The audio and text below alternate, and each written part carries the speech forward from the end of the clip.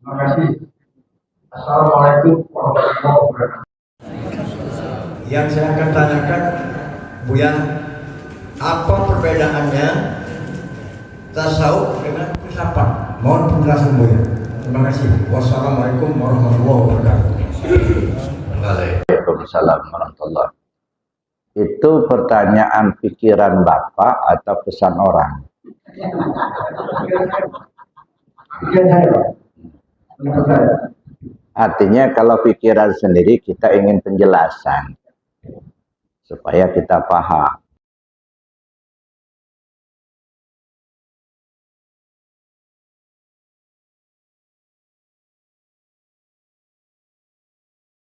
Apa tujuan kita melaksanakan zikir ini? Di dalam Tausudur, kitab yang ditulis oleh Pengasal Bahanov, dalam buku beliau mengatakan al-maqsud min dzikrillah ta'ala an yajtanibal mu'minul ghaflatah anhu subhanahu wa ta'ala. Lianna al-ghaflah tajri'uhu 'ala al-ma'siyah wa dzikru yu'awinuhu 'ala tarkihah. Jadi tujuan zikir itu adalah agar orang-orang yang beriman, agar kita dapat menjauhi lalai kepada Allah. Karena lalai akan mendorongnya kepada maksiat. Dan zikir membantu untuk meninggalkan maksiat. Tujuannya. Jadi tujuan zikir itu untuk menjauhi lalai, agar kita tidak lalai. Kan Allah sudah firmankan di dalam Al-Quran. Allah berkata, Bismillahirrahmanirrahim, Ya ayyuhalladzina amanu la tulhikum amwalukum wala auladukum an dzikrillah. Wa may yaf'al dzalika fa ulaika humul khasirun. Wahai orang yang beriman, janganlah sampai hartamu, la tulhikum amwalukum, jangan sampai hartamu dan anak-anakmu, wala auladukum an dzikrillah, dapat melalaikan kamu ingatnya kepada Allah. Jangan sampai harta dan anak membuat kita lalai zikirnya. Wa may yaf'al dzalika fa ulaika humul khasirun.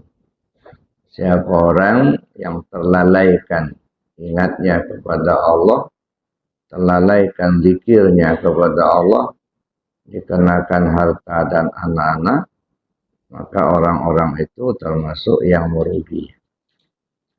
Itu satu ayatnya. Jadi Allah ingatkan betul, jangan sampai harta dan anak. Ini dua, ini sebagai sampelnya. Ya, la tulhikum amwalukum wala auladukum. Jadi harta dan anak. Kenapa? Karena harta itu yang digemari oleh manusia, yang disenangi harta. Ya. Berlomba-lomba orang mencari harta, berlomba-lomba cari duit. Jangan sampai uang itu, duit, harta bisa melalaikan dari zikir kepada Allah. Cobalah kita perhatikan. Ya. Kalau salah memahami, seolah-olah hidup ini cuma cari duit, ya kan? Seolah-olah begitu. Ya. Orang mau sekolah aja cari sekolah yang favorit biar dapat ilmu atau biar dapat pekerjaan yang bagus. Dia sekolah supaya dapat ilmu. Setelah dapat ilmu, dia bisa bekerja. Setelah bekerja, dia dapat duit.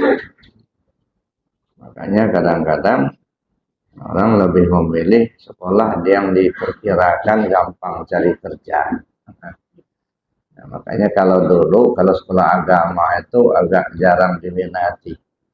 karena dianggap susah cari kerja.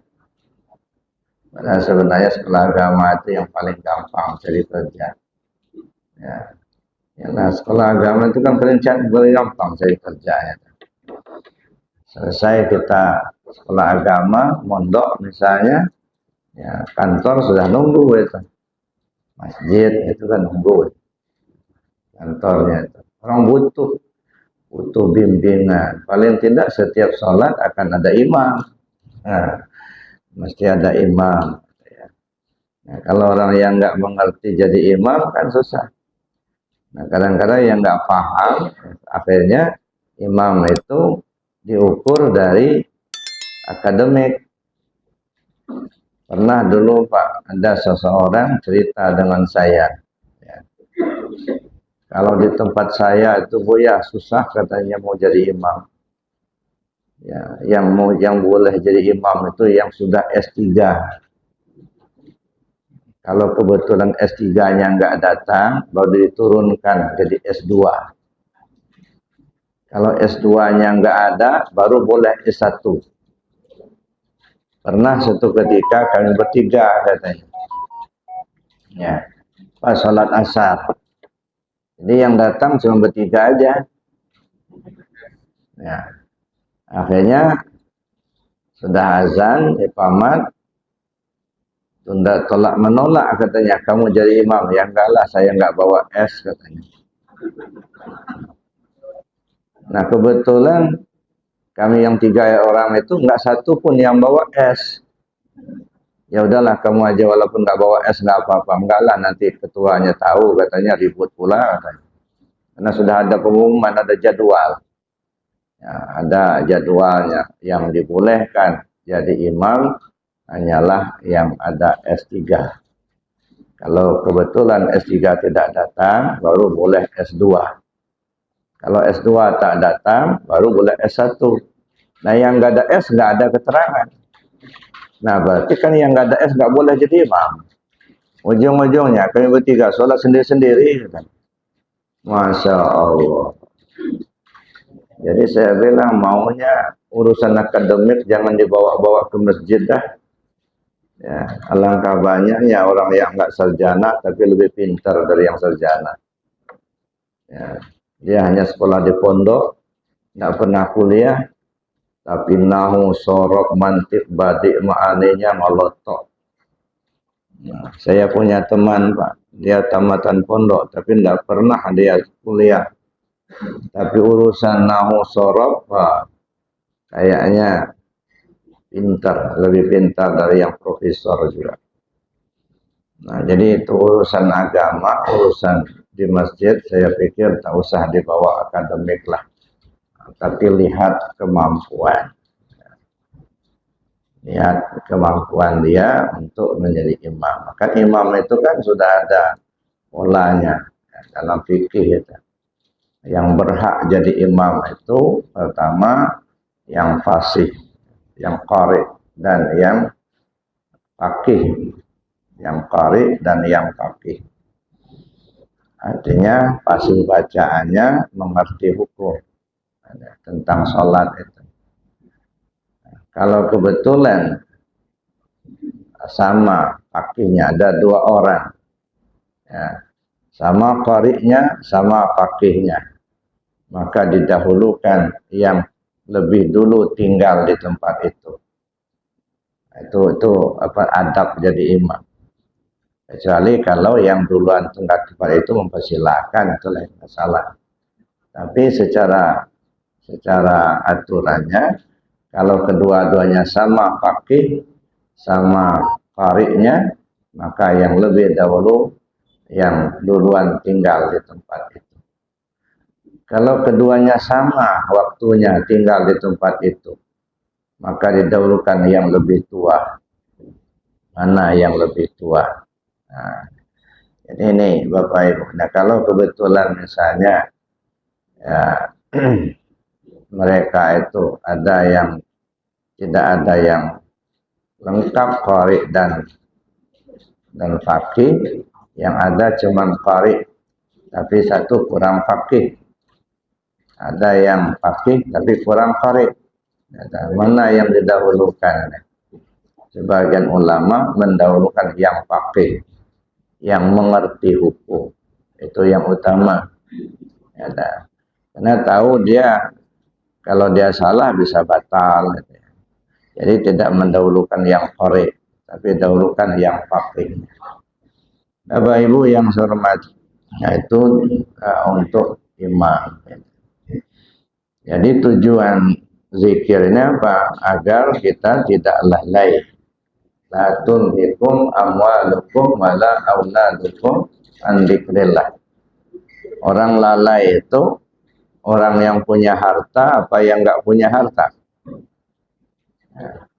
Sama-sama. Yang punya harta bisa lalai zikirnya, yang enggak punya harta juga bisa lalai. Kenapa Pak enggak sholat lagi? Enggak sempat Pak, sibuk. Nah, itu lalai karena harta. Ada yang lalai karena enggak punya harta. Kenapa Pak maling? Waduh, gimana enggak maling Pak? Enggak berasap dapur. Nah, ini lalai karena tidak punya. Jadi ada orang lalai karena punya, ada orang lalai karena tak punya. Dua-duanya tak boleh. Tidak boleh kita dilalaikan oleh harta kita. Baik karena kita punya harta maupun karena kita tidak punya harta. Nah, kemudian jangan pula lalai kita karena anak-anak kita. Makanya saya bilang sampelnya dua, harta dan anak. Karena inilah yang disenangi. Ya. Orang berlomba-lomba untuk mencari harta. Tetapi satu kesenangan yaitu dengan adanya keturunan anak kita. Ya. Bagaimana kita bisa bayangkan kalau orang mendapatkan keturunan kan senang. Nah, tapi kadang-kadang kena anak itu juga bisa melalaikan. Kena sibuk ngurusin anak itu bisa lalai. Nah, oleh karenanya Bapak Ibu yang saya hormati, Allah ingatkan, la tulhikum amwalukum wala auladukum an dzikrillah. Wa may yaf'al dzalika fa ulaika humul khasirun. Orang yang terlalaikan ingatnya kepada Allah karena anak atau harta tadi, mereka itu orang yang rugi. Ya. Mengapa mereka lalai? Lalai karena mendorong, ya bisa saja lalai itu karena nafsu, ya, dan lain sebagainya. Nah, sehingga kita nggak ingat kepada Allah.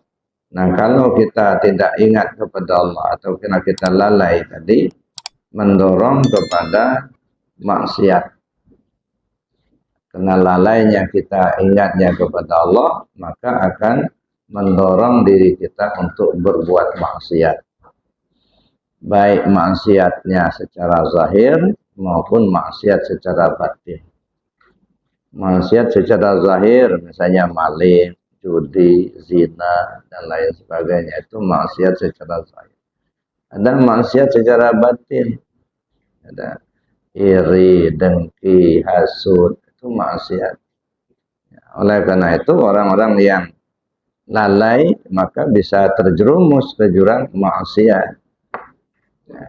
Jumudul aini min qaswatil qulub wa qaswatul qulub min kasratiz dzunub wa kasratuz dzunub min nisyanil maut wa nisyanul maut min tulil amal wa tulul amal min hubbid dunya wa hubbud dunya ra'su kulli khati'ah. Buta mata tak tahu mana hak orang, mana hak kita, mana yang halal, mana yang haram. Buta. Jumudul aini min qaswatul qulub. Kenapa mata menjadi buta? Karena hati terlalu keras. Tak paham kita mana yang halal, mana yang haram. Pokoknya asal mendapat. Kadang-kadang mendapatkan yang haram seolah-olah mendapat rahmat. seolah-olah korupsi, otak-atik angka berubah, ya sisanya untuk kita. Orang nggak tahu, seolah-olah serasa-rasa mendapat rezeki gitu. Padahal itu mendorong kita masuk neraka. Ya. Jadi tidak jelas, tak paham mana yang halal, mana yang haram, mana hak orang, mana hak kita. Mana yang bantuan sosial, mana yang bukan. Gelap mata. Itu karena hati yang keras. Terlalu keras hati. Ya. Kenapa hati itu menjadi keras? Wa qaswatul qulub min kasratiz dzunub. Hati itu keras karena dosa terlalu banyak, numpuk. Ya.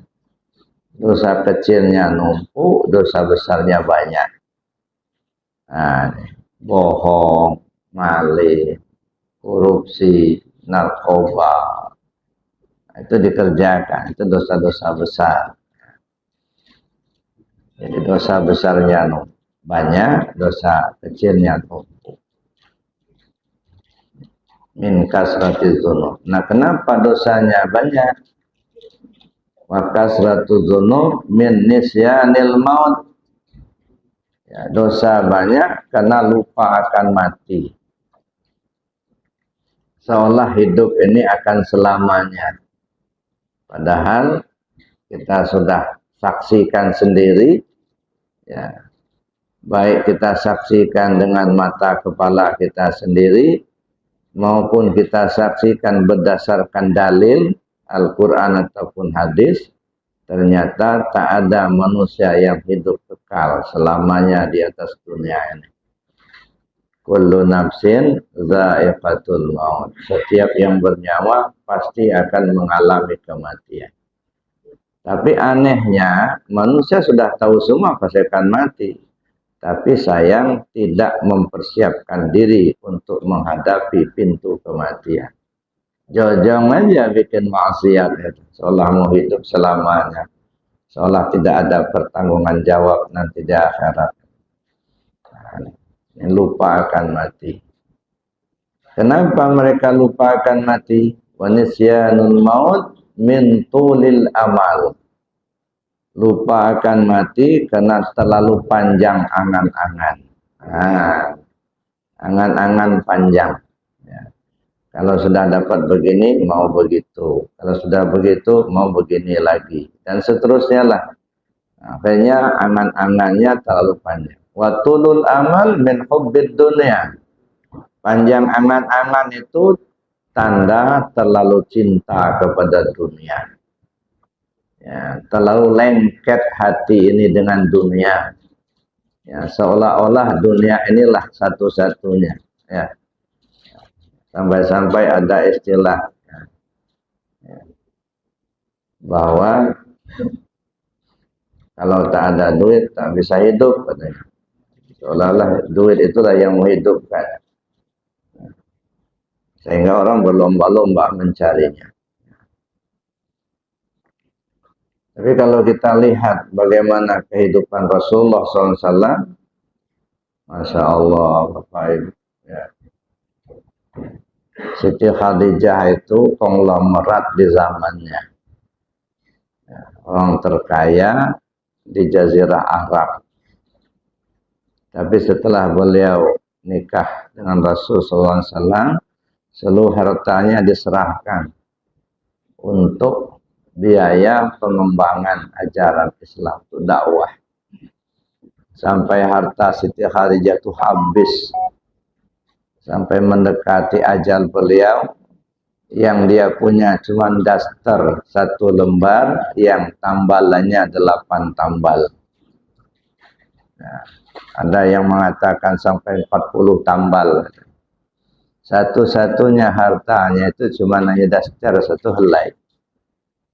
Sampai beliau mendekati ajal, beliau panggil Siti Fatimah, "Nah, rasa-rasanya ibu ini sudah lemah, sudah enggak kuat. Sepertinya ibu mau pulang." Coba kamu ngomong sama ayah kamu, ibu nggak berani.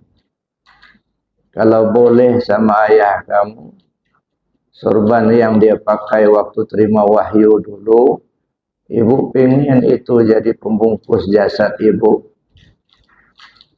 Tapi nggak punya, Pak. Ya. Kalau boleh sama ayahmu, sorban yang dia pakai waktu di Gua Hira dulu, itu saja yang membungkus jasad ibu.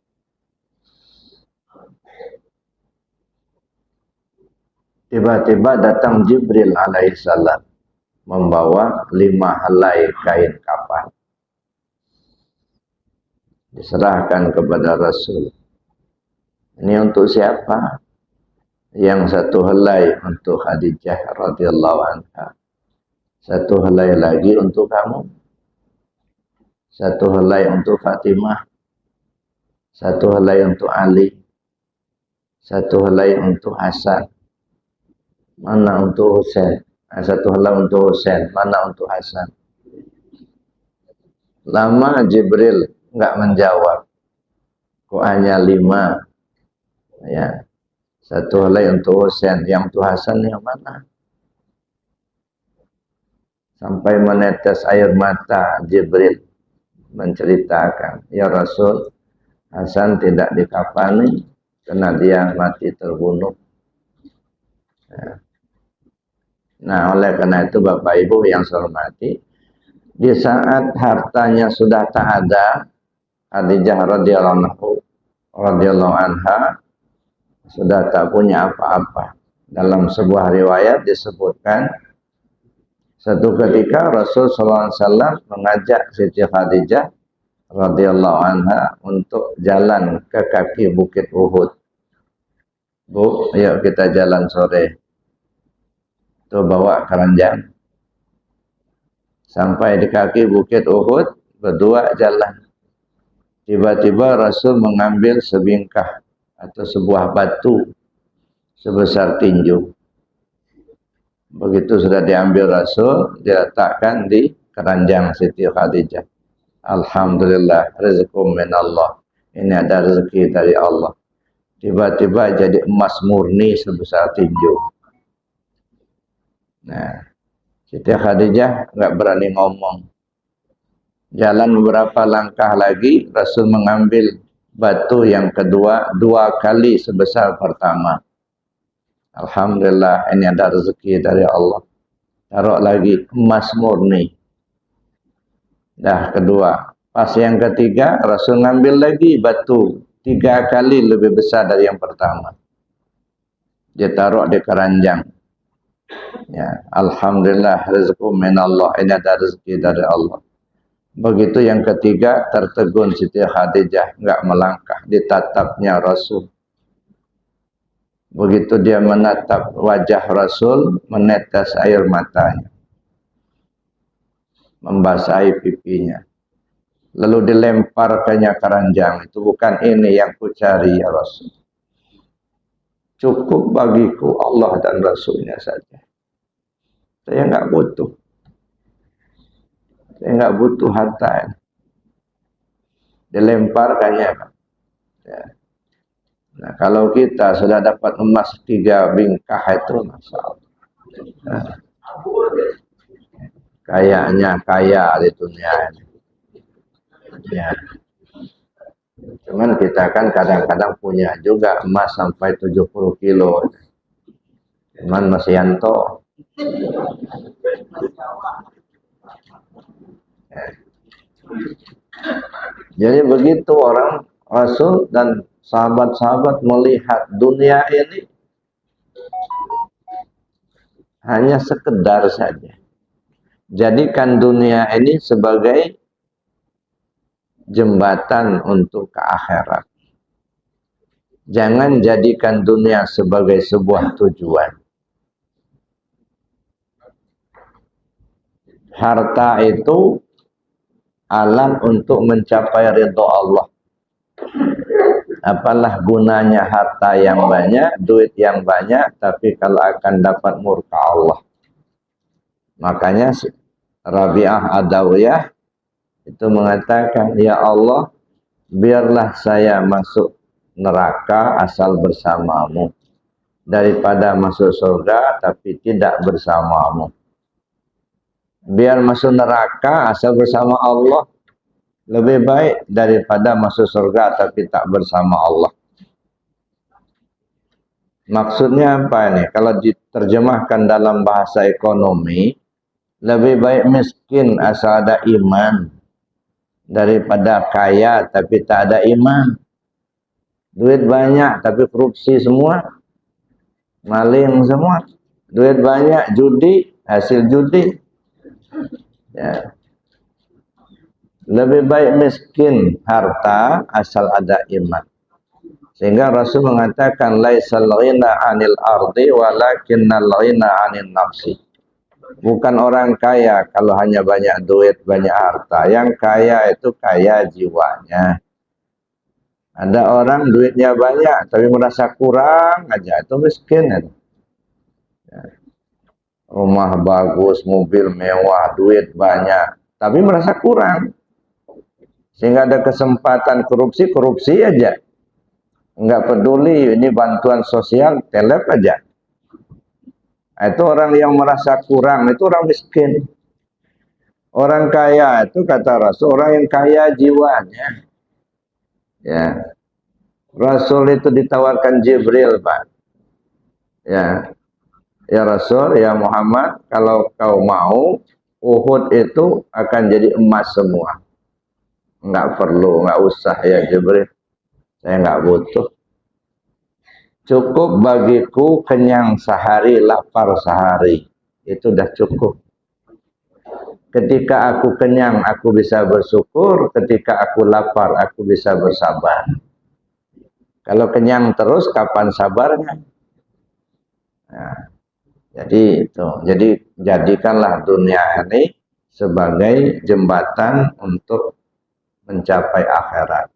Wa bataghi fi ma ataqallahu darul akhirah.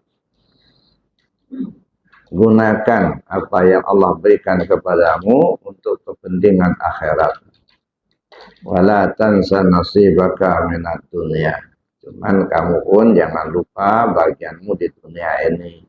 Kamu masih punya tanggungan, ada anak, ada istri, perut perlu makan, dan lain sebagainya. Jadi artinya dunia kita perlukan, tetapi jangan sampai terlena kena dunia. Nah, untuk mengkanter nafsu yang begitu kuat adalah zikir. Jadi sebenarnya Bapak Ibu, kita ini tidak dilarang banyak duit, enggak. Bahkan menurut saya malah dianjurkan. Ya, bagaimana akan bayar zakat kalau tak ada duit? Nah, jadi kita dianjurkan juga punya uang yang banyak, punya harta yang banyak. Cuman yang dilarang itu jangan terlalaikan hati kita dengan harta. Silakan punya harta yang banyak, tetapi tidak masuk ke dalam hati. Ya. Cukup digenggam saja, jangan dimasukkan ke hati. Kalau digenggamkan gampang ngasihkan sama orang. Tapi kalau sudah masuk ke dalam hati, nah lengket Pak, hilang sedikit aja itu ribut aja. Nah, kenapa? Karena masuk ke hati. Jadikan dunia ini hanya pada genggaman, jangan dimasukkan ke hati. Bapak Ibu yang saya hormati, jadi zikir ini tujuannya adalah agar kita tidak lalai, ingat agar kita ya tidak melakukan maksiat. Ya. Jadi tujuan zikir agar kita dapat menjauhi lalai kepada Allah, supaya tidak lalai dengan ingatnya kita kepada Allah. Ya. Kemudian kenapa harus kita jauhi lalai itu? Karena lalai itu akan mendorong kita melakukan maksiat. Dan zikir membantu untuk meninggalkan maksiat itu. Ya. Zikir ini untuk membantu kita meninggalkan maksiat. Lalu bagaimana kita melaksanakan zikir? Zikir ini Bapak Ibu, kalau dipahami itu ada zikir yang disebut baca Quran, zikir, baca tasbih, subhanallah, subhanallah, itu zikir. Nah, dari sekian banyak zikir yang disebut, afdalu zikir fa'lam annahu la ilaha illallah. Inilah zikir yang teragung. Nah, kenapa zikir la ilaha illallah itu yang teragung? Pertama karena dasarnya dari Rasul sendiri. Afdalu ma qultu ana wan nabiyuna min qabli la ilaha illallah. Kalimat teragung yang kusampaikan dan disampaikan oleh Rasul sebelum aku itu adalah la ilaha illallah. Itu yang pertama, karena Rasul sudah menginformasikan sekian banyak kata yang keluar dari lisan, baik lisan Rasul maupun lisan nabi-nabi sebelumnya, itu kata-kata yang keluar yang teragung itu adalah la ilaha illallah. Satu. Nah yang kedua, dalam Al-Quran sendiri kan fa'lam, afdalu zikir fa'lam annahu la ilaha illallah.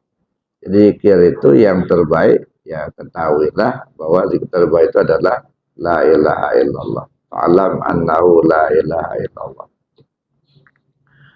Kemudian dalam riwayat disebutkan juga oleh Rasul, apabila ditimbang bumi dan langit serta isinya di sebuah piring timbangan, lalu kemudian la ilaha illallah diletakkan di piring timbangan yang sebelahnya, masih jauh lebih berat la ilaha illallah. Ini kalau ditimbang bumi dan langit serta isinya, kita nggak bisa bayangkan seperti apa besarnya piring timbangan. Bumi dan langit diletakkan di sebuah piring timbangan, la ilallah diletakkan di piring timbangan yang sebelah, masih jauh lebih berat la ilaha illallah. Nah kenapa? Karena terjadinya bumi dan langit justru dengan la ilaha illallah. Mana yang berat bangunan masjid ini dengan tukangnya? Nah, jangan ditimbang fisik tukangnya. Jauh lebih berat tukangnya. Kenapa? Bangunan tak akan jadi kalau tak ada tukang. Nah, ya kan jauh lebih penting, lebih berat. Nah, begitu juga bumi dan langit tidak akan terjadi kalau tak ada la ilaha illallah. Semua ruh kumpul pada la ilaha illallah. Ya. Jadi oleh karena itu Bapak Ibu yang saya hormati, zikir la ilaha illallah itu zikir teragung. Kemudian zikir la ilaha illallah itu adalah zikir yang menjadi kunci pembuka pintu surga. Disebut miftahul jannah. Tak ada yang bisa masuk surga tanpa la ilaha illallah. Nah, itu beratnya. Dan la ilallah itu juga ya menjadi keselamatan, menjadi tanda keselamatan seorang hamba. Man qala la ilallah akhiru kalami dakhalal jannah. Siapa orang yang akhir kalamnya nyebut la ilallah, dia masuk surga.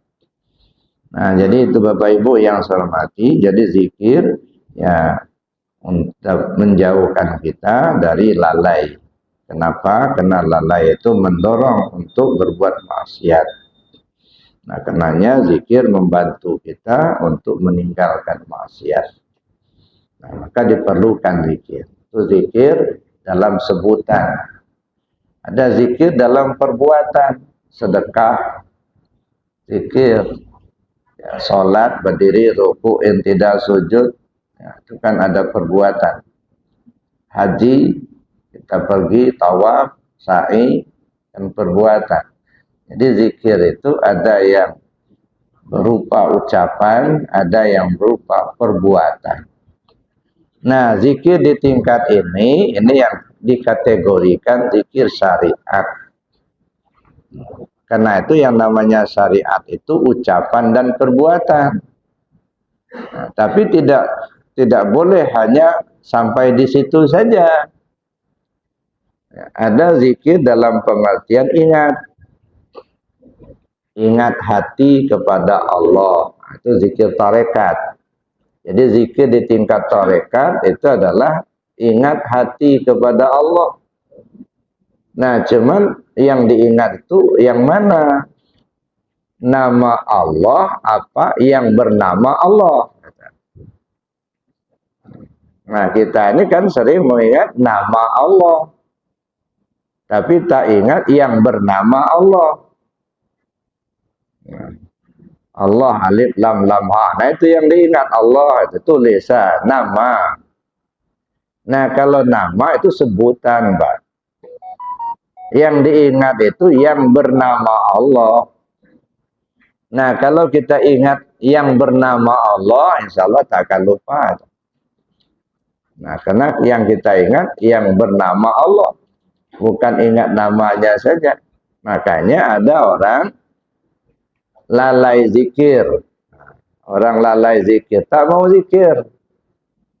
Itu namanya orang lalai zikir. Ini ayatnya, ini hadisnya, ini keterangan dari para ulama sudah disampaikan, tapi tak mau juga zikir. Itu namanya orang lalai zikir. Tapi ada naik lagi setingkat, zikir lalai. Dia zikir cuma lalai, gitu. Salat di salat, tahajud di tahajud, duha si sering. Cuman kenapa? Bukannya kena ingatnya ke Allah, tapi kena kredit macet. Utang nggak kebayar. Nah, barulah rajin sholatnya. Ini namanya zikir lalai. Tersebut sih la ilaha illallah, tersebut la ilaha illallah, la ilaha illallah. Tapi di hatinya apa? Ya Allah, kasihlah saya duit ya Allah. La ilaha illallah, utang nggak kebayar ya Allah. La ilaha illallah ya Allah, kabulkan niat saya ya Allah, saya mau jadi pejabat ya Allah. La ilaha illallah, tolong ya Allah, la ilaha illallah supaya saya terpilih ya Allah. Nah, ini namanya zikir lalai. Zikir mulutnya, zikir tubuhnya, cuman hatinya lalai. Nah, ini namanya zikir lalai. Naik lagi setingkat lagi. Hadir hati kepada Allah. Dia zikir hadir hati kepada Allah. Nah, ini sudah mulai bagus ya. Nah, sebelum hadir ya itu apa? Ingat dulu. Orang zikir ingat hati kepada Allah. Ingat. Nah, naik yang keempat baru hadir. Zikir hadir hati kepada Allah. Nah, jadi Bapak Ibu, jadi bertingkat. Jadi itulah sebabnya kita harus latih hati kita ini, latih mulut kita ini supaya zikir, supaya terbiasa dulu. Maka sampai kita merasa butuh. Kenapa orang kadang-kadang nggak mau zikir? Karena merasa agak butuh. Ya. Atau memang belum terbiasa. Ya, kayak kita zikir. Ya, begitu kita tarik zikir la ilaha illallah, alhamdulillah. Masih apa namanya? Serentak sama. Nah, karena memang kita sudah sering dengar dan kita pahami nyebut la ilaha illallah itu adalah zikir.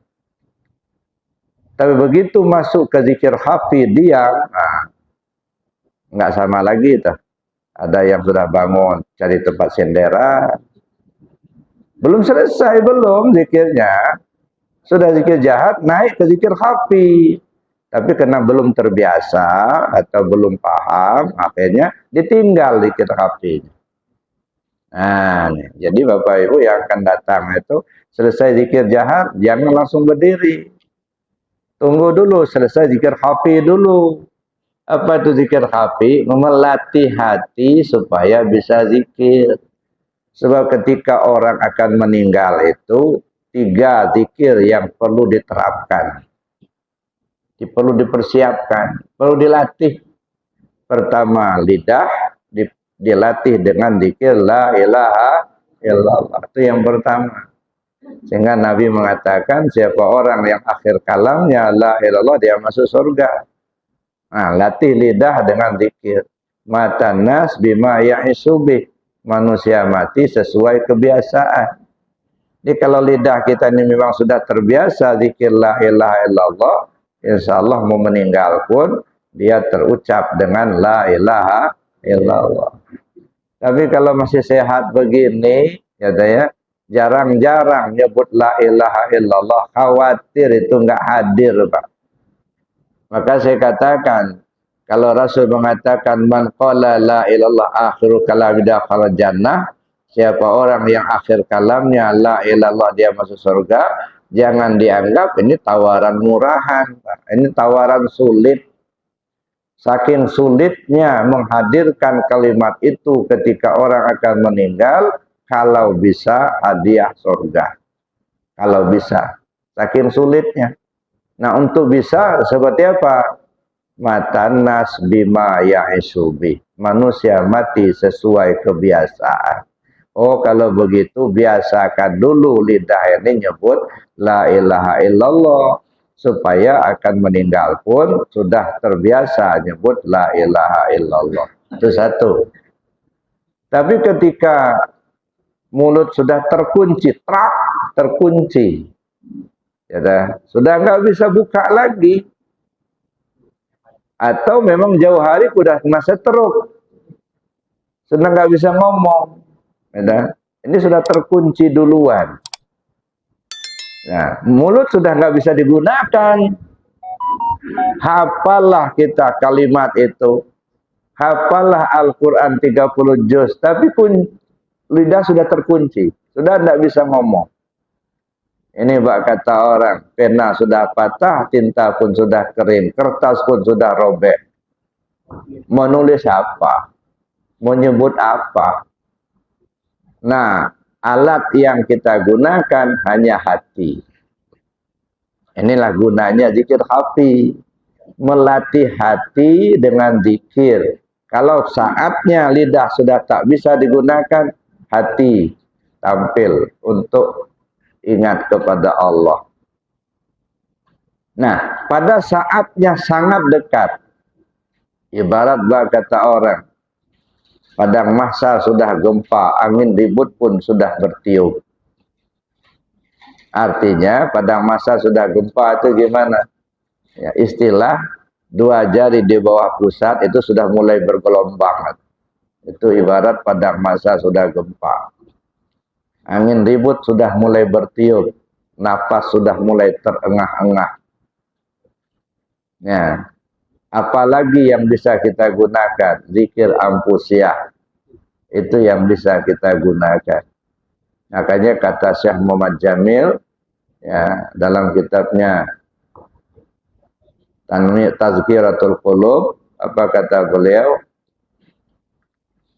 Jadikan zikir ampas sebagai penjaga pintu kematian. Nah, jadikan zikir ampas, zikir ampusiah sebagai penjaga pintu kematian. Nah, jadi tiga yang perlu dibiasakan sebelum ajal tiba, Bapak Ibu. Pertama, zikir la ilallah dengan lisan, kemudian zikir ismu zat dengan hati, kemudian zikir ampusiah. Nah, ketiga-tiganya ini mesti kita pelajari langsung dari yang ahlinya. Nah, kalau kita belajar dari ahlinya, artinya zikir yang kita amal itu bersanad. Kita nerimanya dari si A nerimanya dari si B nerima dari si C. Begitu, ada pertanggungan jawab. Jadi bukan baca-baca buku. Nah, kita ini mau belajar tasawuf, kadang-kadang ya buku diperbanyak, gurunya belum jelas. Bapak belajar tasawuf? Iya. Di mana belajarnya? Ya, saya baca buku. Kalau buku itu bukan guru, Pak. Ya. Buku itu membaca tulisan si pengarang, jalan pikir si pengarang. pengetahuan si pengarang. Kita nggak ketemu orangnya. Yang namanya belajar tasawuf, ya, dimamah langsung dari guru, diterima dari guru. Makanya guru tasawuf itu bukan penceramah. Ya, ini beda, Pak. Kalau guru dalam tasawuf itu bukan penceramah, tetapi pembimbing. Ya. Jadi kita itu minta dibimbing. Ya. Makanya kalau pembimbing, ya, jamaahnya disebut murid. Ya, murid itu apa? Bukan murid kayak SD, bukan. Muridun. Orang yang bersungguh-sungguh menempuh perjalanan menuju Allah. Namanya murid. Ya. Ada kesungguhan untuk menempuh perjalanan menuju Allah. Makanya guru dianggap pembimbing, bukan penceramah. Sebab zaman sekarang ini kadang-kadang ya jamaah itu dengar ceramah bukannya untuk belajar, Pak, tapi menilai penceramah. Nah, kalau si Anu itu ceramah hebat, itu banyak ketawanya, itu sakit perut saya ketawa.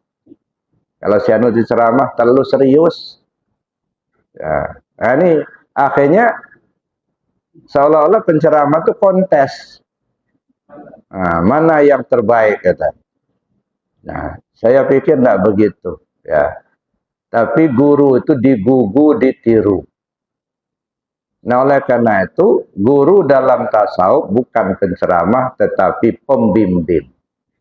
Karena dia pembimbing, fatwanya diikuti, suruhan dilaksanakan. Beda dengan hanya dengar ceramah saja. Mau ambil silakan, enggak ya sudah. Kalau pembimbing enggak bisa. Kalau kita sebagai murid, gitu ya. Apa yang diajarkan oleh guru itulah yang diamalkan. Ya, maka pesan pengesabah, gitu ya, amalkan, amankan, lestarikan. Dalam pengamalan kita selaku ikhwan tarekat Qadiriyah Naqsabandiyah itu ada 4 amalan pokok dalam TKN. Ya. Jadi setiap murid pengesabah, murid Syekh Abdul Qadir Jailani, murid dari Syekh Bahauddin Naqsabandi. Nah, kemudian mereka itulah guru-guru kita semua karena amalia zikir kita bersanad kepada mereka.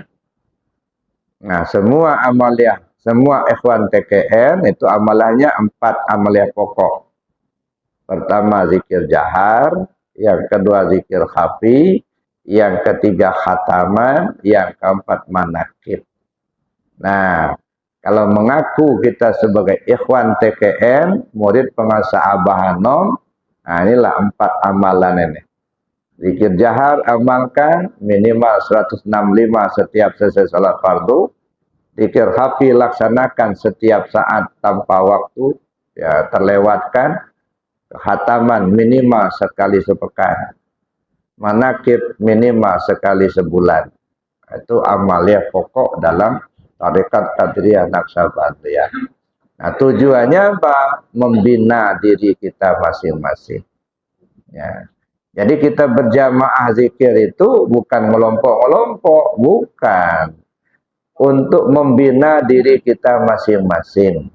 Cuman kalau berjamaah saling tolong-menolong. Kenapa? Mungkin kita tidak begitu bergairah berzikir, tapi melihat kawan itu begitu gairah, kita terpancing, nah, tersedot. Sehingga timbullah gairah kita untuk berzikir.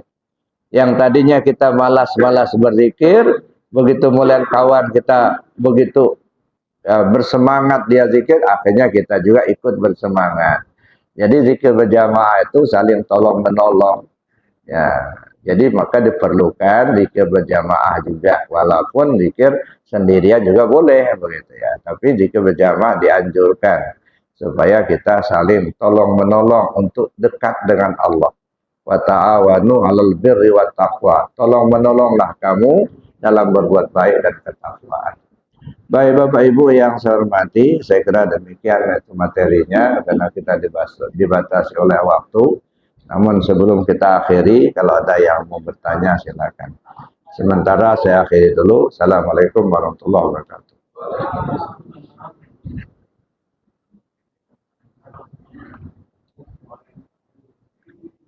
Terima kasih. Assalamualaikum warahmatullahi wabarakatuh. Yang saya akan tanyakan, Buya, apa perbedaannya tasawuf dengan filsafat? Mohon penjelasan Buya. Terima kasih. Wassalamualaikum warahmatullahi wabarakatuh. Waalaikumsalam warahmatullahi. Itu pertanyaan pikiran Bapak atau pesan orang? Pikiran saya, Pak. Pendapat saya. Artinya kalau pikiran sendiri kita ingin penjelasan supaya kita paham. Sebab kata Imam Ghazali, orang bertanya itu 3 macam. Ada orang bertanya ingin menampilkan bahwa dia juga bisa. Ada orang bertanya untuk menguji. Dua-duanya nggak perlu kau jawab, kata Imam Ghazali. Tapi ada orang bertanya karena memang betul minta penjelasan, karena dia butuh. Nah, itu perlu wajib dijawab. Nah, maka saya tanya tadi, itu dari pikiran Bapak atau pesanan? Jadi Bapak Ibu, apa beda tasawuf dengan filsafat? Kan gitu ya. Awal tasawuf, puncak filsafat. Ya. Awal tasawuf itu puncak filsafat. Makanya Imam Ghazali itu setelah dia sampai ke puncak filsafatnya baru masuk tasawuf. Ya. Kenapa? Kalau filsafat cuma tinggal di otak, nggak masuk ke hati. Tapi kalau tasawuf masuk ke hati, gitu. Nah, jadi pikirannya diolah, hatinya pun diolah. Makanya ada hakikat dan ma'rifat. Ma'rifat itu pengolahan daripada pikiran, hakikat pengolahan hati. Makanya tasawuf itu ada namanya ilmu tasawuf, ada namanya amaliyah tasawuf, ada namanya akhlak tasawuf. Kalau ilmu tasawuf itu apa? Ilmu ma'rifat. Itu ilmu tasawuf.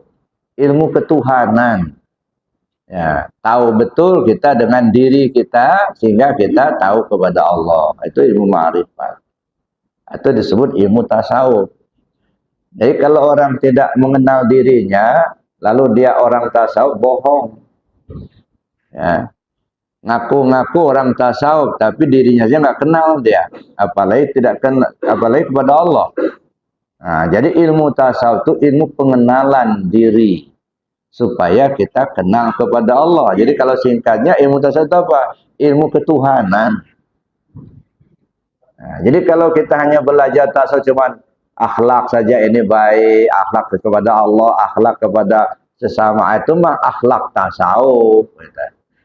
Yang kedua ada amaliyah tasawuf. Kalau amaliyah tasawuf ilmu tarekat, itu amaliyah tasawuf. Nah, maka kita belajar zikir. So, belajar tarekat itu belajar zikir. Pokoknya kalau tarekat nggak ada kajian, Pak. Yang ada amalan, zikir. Ya, kalau kita belajar tarekat, yang dipentingkan bukan pikiran, bukan pemahaman, tetapi pengamalan. Amalkan zikir jaharnya, amalkan zikir khafinya, amalkan khatamannya, ikuti manakibnya. Itu amaliyah. Nah, makanya beda. Jadi kalau ilmu tasawuf, ilmu ketuhanan. Nah, kalau ilmu tarekat itu amaliyah tasawuf. Nah, dua-duanya ini perlu kita ikuti. Tidak ada yang ahli tasawuf, tidak ada yang seorang waliullah yang tidak punya amaliyah tasawuf. Pasti. Ya, ada zikirnya. Ya. Yang ketiga akhlak tasawuf. Nah, kalau akhlak tasawuf ini buah dari ilmu dan amal. Sabar, ikhlas, qanaah, wara. Itu maqamat dalam ilmu tasawuf yang kemudian menjadi akhlak bagi si pengamal. Ya, dia qanaah, merasa cukup apa yang diberikan Allah. Sabar dalam menghadapi berbagai ujian. Ya, kemudian dia hormat kepada sesama. Itu akhlak tasawuf. Nah, kalau kita belajar tasawuf disuguhkan yang seperti itu, sayang Pak. Ya, kejar kalau betul belajar tasawuf, siapapun gurunya, kejar mana ilmu ketuhanannya. Ya. Jangan dibuai kita dengan akhlaknya saja. Berbaik-baik sama orang, jangan berjudi, jangan mencuri. Nah, itu mah akhlaknya. Harus kita sabar. Ya. Nggak mungkin bisa sabar kalau nggak bersama Allah. Innallaha ma'as sabirin. Itu bedanya, Pak. Itu bedanya filsafat sama tasawuf itu. Kalau filsafat itu puncaknya, filsafat awal dari tasawuf. Filsafat hanya ada pada pikiran, sedangkan tasawuf masuk ke dalam hati. Ya. Nah, masih ada. Ya. Assalamualaikum. Assalamualaikum. Waalaikumsalam warahmatullahi. Ya, untuk mencapai tingkat tertinggi daripada belajar tasawuf itu kalau tidak salah bisa menghilangkan keakuan tadi, rasa keakuan tadi, bahwa ini bukan saya, ini bukan saya, ini bukan saya. Pertanyaannya adalah, selagi orang tadi itu masih punya kemauan, ya, apalagi kita yang masih muda-muda ini, masih menjabarkan, jadi bagaimana menghilangkan keakuan tadi itu, bahwa saya bisa melaksanakan itu, saya bisa kaya, saya bisa. Ini bagaimana ya? Yang kedua, kalau ada orang ini, saya baca di Miftahul Jubir dan kitab ini, ya, tidak ada seorang pun yang berkata la ilaha illallah secara ikhlas dalam hatinya kecuali Tuhan membukakan pintu langit sehingga dia bisa meninjau arasi. Nah, pertanyaannya adalah makna bisa meninjau arasi tadi bagaimana? Orang yang bisa mengatakan la ilaha illallah dengan ikhlas, dia bisa meninjau arasi tadi. Ini saya baca di dalam kitab Miftahul Jubir tadi. Terima kasih Bu ya. Assalamualaikum warahmatullahi wabarakatuh. Yang pertama Keakuan tadi, menghilangkan keakuan. menghilangkan keakuan itu pertama kita pahami bahwa itu bukan milik kita. Paham kita kalau itu bukan milik kita. Tapi paham saja belum cukup, Pak. Harus yakin. Nah, yakinnya itu Allah yang ngasih. Ada orang paham tapi tak yakin. Nah, bagaimana menghilangkan keakuan itu? Ya jangan diakui. Ya. Sadar betul kita bahwa kita ini tak punya apa-apa. Ya. Oh, kita ini punya ilmu. Ilmu yang kita punya dari mana dapat? Allah yang ngasih. Kalau yang Allah yang ngasih berarti punya siapa itu? Punya Allah. Kalau nggak dikasih Allah kan kita nggak punya. Nah, berarti yang berilmu itu Allah. Tahu kita ini meja. Ini kan ilmu tuh. Tahu, ilmu kan tahu. Tahu kita ini meja. Sejak kapan kita tahu ini meja? Sejak dikasih tahu sama Allah. Dulu belum dikasih tahu sama Allah, nggak tahu kita di meja. Tanyalah sama jabang bayi yang baru lahir. Ini apa jabang bayi? Nggak tahu dia. Karena belum dikasih tahu sama Allah. Wa 'allama Adamal asma'a kullaha. Sadar betul kita kalau apa yang kita punya itu sebenarnya bukan milik kita, gitu. Nah, tapi paham kita mungkin sudah, tapi kadang-kadang yakinnya yang belum. Nah, untuk itu maka perlu kita mengamalkan zikirnya supaya hati itu bersih. Supaya timbul keyakinan. Ya. Nanti akan berlanjut itu. Saya sering sampaikan, siapa orang yang ingin berjumpa Allah di akhirat, jumpailah sekarang. Siapa orang nggak kenal Allah di dunia, dia nggak kenal Allah di akhirat. Tapi bagaimana cara berjumpa Allah itu? Ketemu Allah itu seperti apa? Kembali ke Allah itu bukan di akhirat nanti, bukan mati, Pak. Kembali ke Allah justru sebelum mati. Mati itu batas waktu untuk kembali. Tapi bagaimana cara kembali kepada Allah? Nah, ini perlu dikaji lebih jauh, gitu ya. Nah, Jadi disebut dengan ketemu Allah itu seperti apa? Jangan dibayangkan nanti kalau ketemu Allah di akhirat nanti, ya alangkah malunya kita. Emangnya Allah tuh kayak apa? Jangan dibayangkan ketemu Allah kayak kita ketemu teman kita, duduk di kursi pakai tongkat, lalu salaman cium tangan. Ya enggak lah. Ketemu Allah itu ketemu paham dengan keyakinan. Nah sekarang sudah ketemu paham dan keyakinan atau belum? Nah itu yang makanya sholat kan itu. As-salatu li dzikri. Kamu sholat untuk ingat aku kan gitu. Nah kalau kita bahasakan, kamu sholat untuk berjumpa dengan aku. Nah sekarang tanya ke diri kita masing-masing. Kita sholat itu ketemu Allah enggak? Gitu. Kalau sholat enggak ketemu Allah, cuma fisiknya yang sholat. Ruhnya enggak ketemu. Dalam sholat mesti ketemu Allah. Aqimis sholata li dzikri. Dirikan salat untuk mengingat aku. Ingat, ketemu. Berjumpa dengan Allah. Bagaimana kita akan akan berjumpa dengan Allah kalau kita tidak memahami itu. Nah, makanya yang namanya ketemu Allah, berjumpa Allah itu bertemu paham dengan keyakinan. Sebab Allah itu laisa kamitsli syai'un. Tak dapat diumpamakan dengan sesuatu. Walam yakul lahu kufuwan ahad. Ya, tak ada yang menyerupainya, menyertainya. Tidak ada yang setara dengannya. Allah itu ghaibal ghuyub, maha ghaib. Tapi dia lebih dekat dari urat nadi. Wa fi anfusikum afala tubsirun. Kalau bahasanya dalam dirimu, kenapa kamu tidak lihat? Itu kan bahasanya. Kalau bahasa tasawufnya apa? Wa fi anfusikum afala tubsirun. Aku ada pada dirimu. Kenapa kau tak temui? Kenapa kau tak tahu? Aku ada di dirimu. Kenapa kau tak tahu? Kenapa kau tak temui? Nanu aqrabu min hablil warid. Kami terlebih hampir dari urat nadimu. Ada di diri kita, ketemu tidak? Makanya saya dulu beberapa waktu lalu saya ilustrasikan. Kita ini kan kalau sudah mengubur mayat, sebelah mayat sudah dikubur, ya sudah ditimbun, sudah selesai, baru baca talqin mayat. Ya, yang kita pahami menalkin mayat yang sudah dikubur. Kalau datang 2 orang malaikat kepadamu, janganlah kamu takut. Karena mereka juga hamba Allah. Mereka adalah Munkar dan Nakir.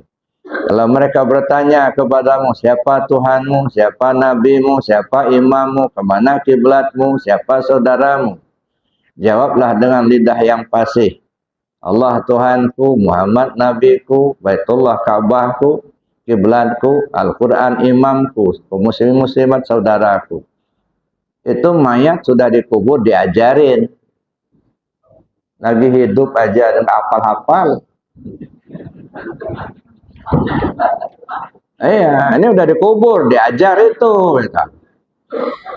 Tapi kan ini isyarat, Pak. Cuman kita kadang-kadang lupa baca isyarat. Sudah dikubur itu, pada saat sudah dikubur itu talqin. Mana kuburan? Ini kuburan. Jasad kita ini kan kuburan. Diri kita, yang ruhani itu kan diri kita itu.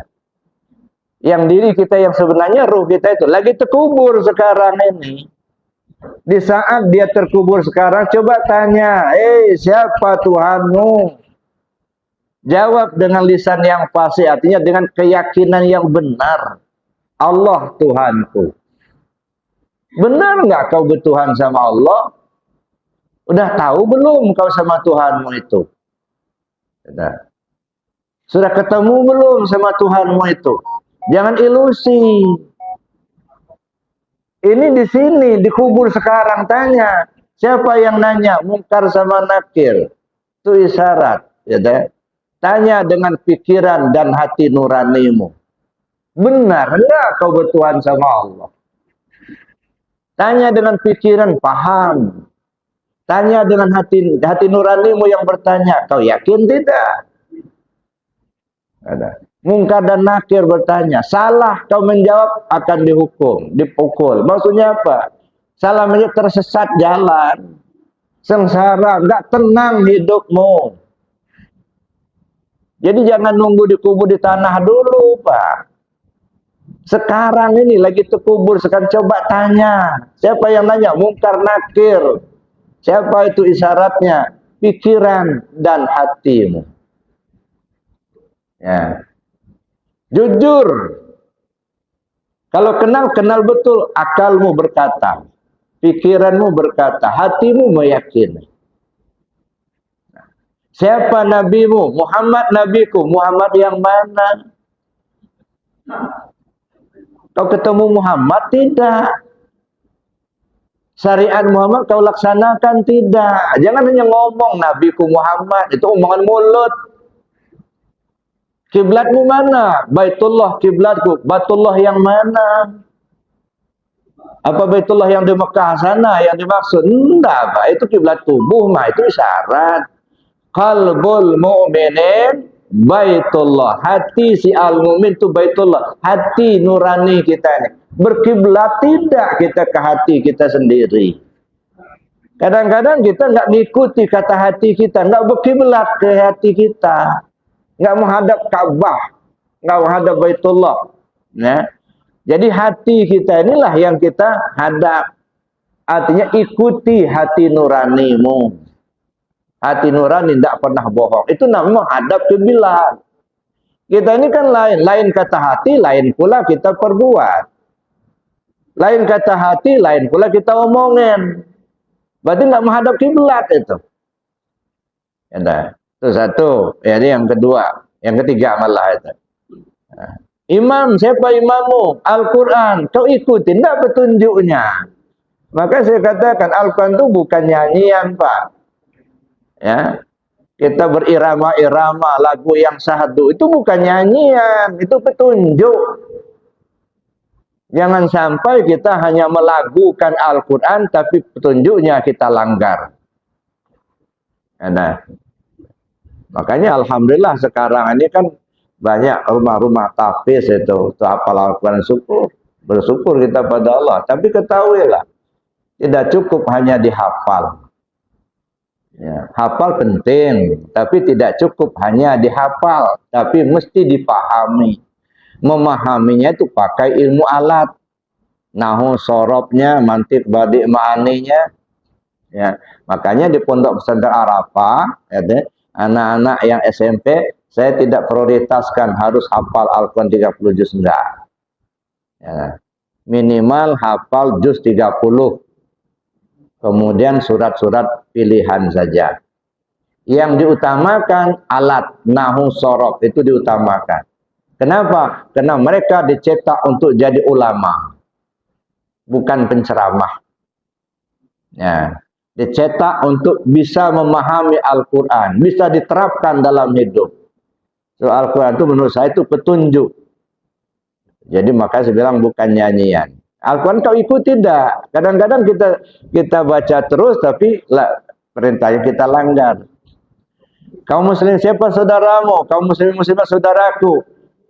Berbaik-baik enggak dalam saudaramu itu? Nah, ini kata kita kaum muslim muslimat saudaraku, tapi bantah-bantahan terus, berbuli-buli terus, caci maki terus. Nah, katanya kaum muslim muslimat saudara. Nah, tapi malah gontok-gontokan terus, dendam kesumat, yang nggak milih, nggak diurus gitu. Nah, ini gimana? Ini nggak, nah itu yang ditanya. Ya, makanya sebelum ditanya oleh mungkar nakir di kubur, tanya dulu sekarang gitu. Kalau sudah beres pertanyaan sekarang, insya Allah aman di sana, Pak. Ya. Makanya ada istilah orang tasawuf itu, yang mau nanya nanti Allah juga, ya Allah yang ngatur dunia akhirat ini, Allah yang ngatur dunia ini juga. Kenapa nggak diselesaikan sekarang aja, nggak usah nunggu nanti. Nah, jadi gitu Pak. Ya, itu yang berapa itu? Yang pertama. Yang kedua tadi apa tadi?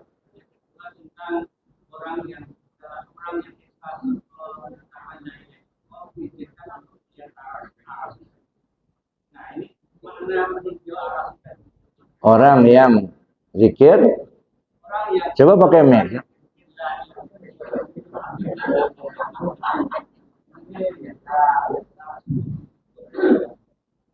Orang yang tidak saya bacakan aja.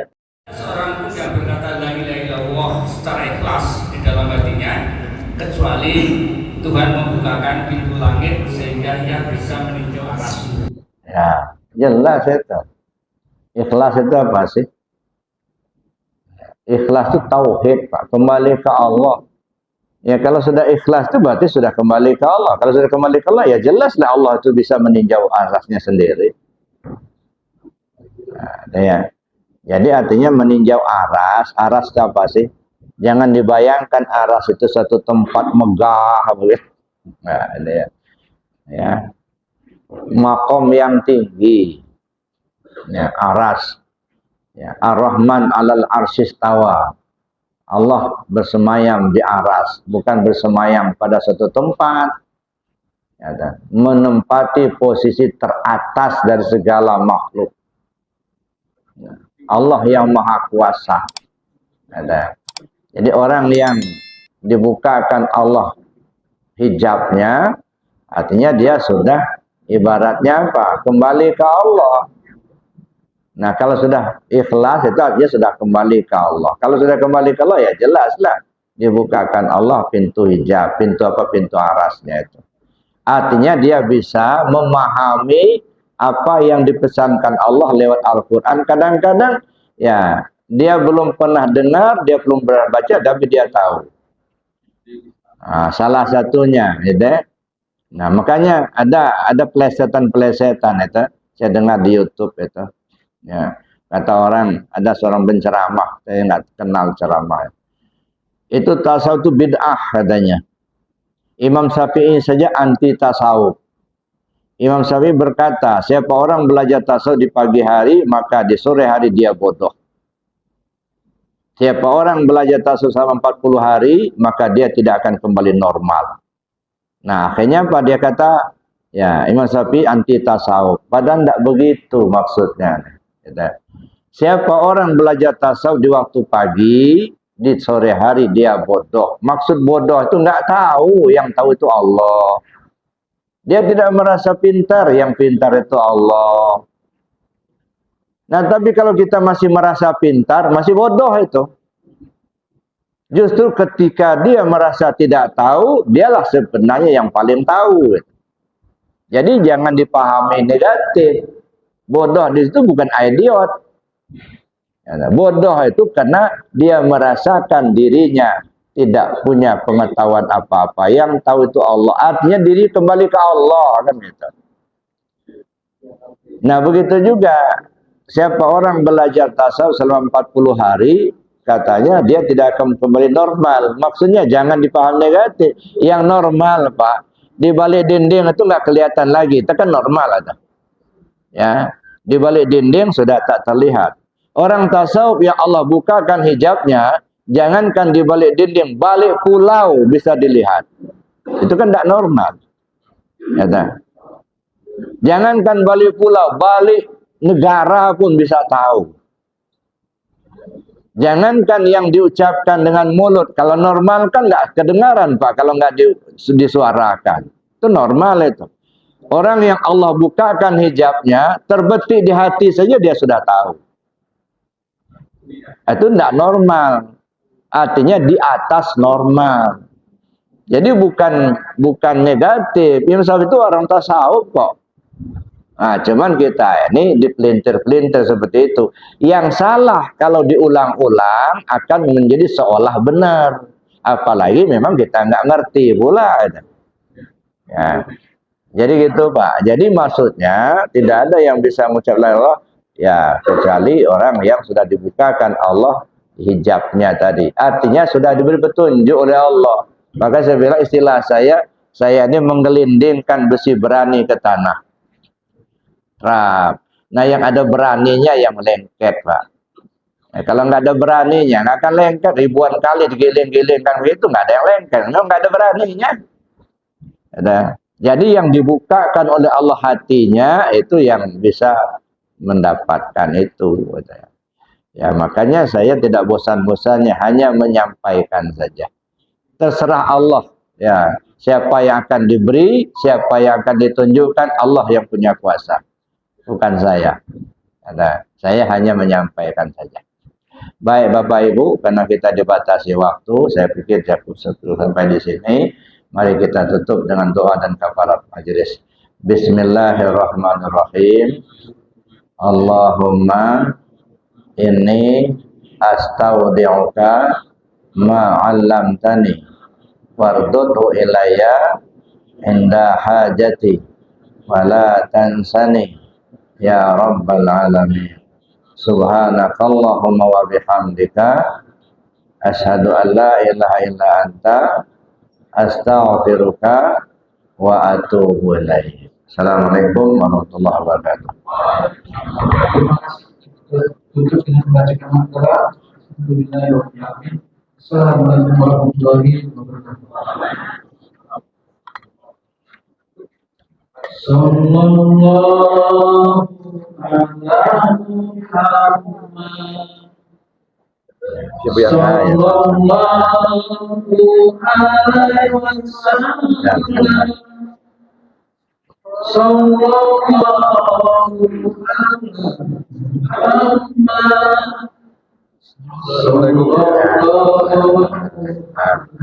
Siap ya, alhamdulillah. Mohon barokahnya. Tajam gas. Tamong.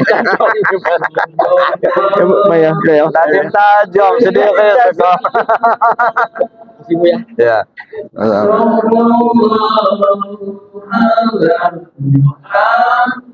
Ya, betul. Amin. Ya, ya. Amin.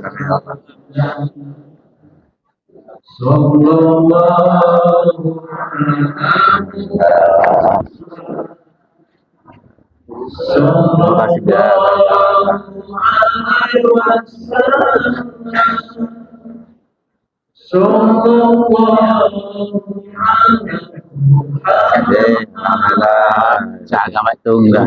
Ya,